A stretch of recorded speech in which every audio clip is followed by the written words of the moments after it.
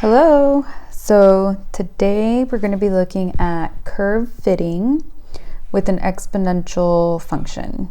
Okay, so an exponential function that goes through any 2 points and has an asymptote at y is equal to 0 will have the equation y equals a times b to the power of x.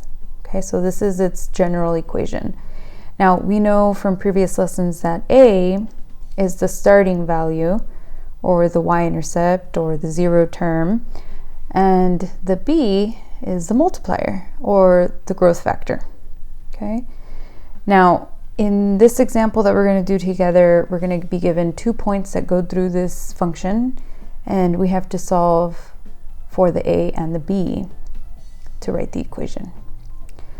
Okay, so let's take a look at this example. So we want to find the equation that passes through the points 2, 14, and 5, 112.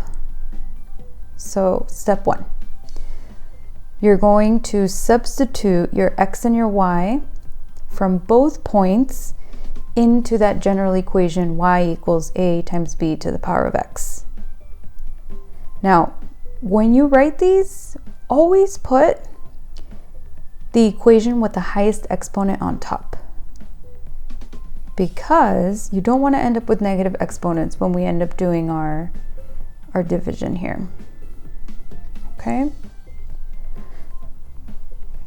So now, the second step, divide your two equations.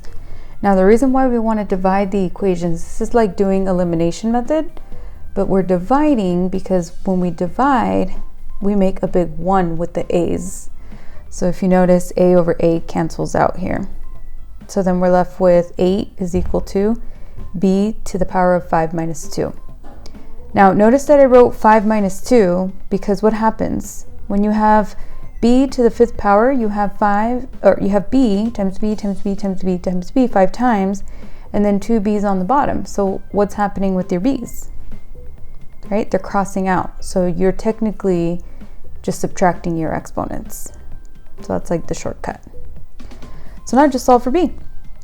So to undo the cube, you cube root. So the cube root of 8 is 2. That's 2 times 2 times 2 will give you 8. And now the last step is just use one of the equations from step 1 to plug in your b so that you can find a.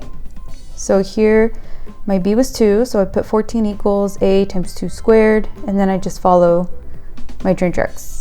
2 times 2 is 4, divide by 4 on both sides, and I get 3.5. All right, so that's all for today. Thank you for watching.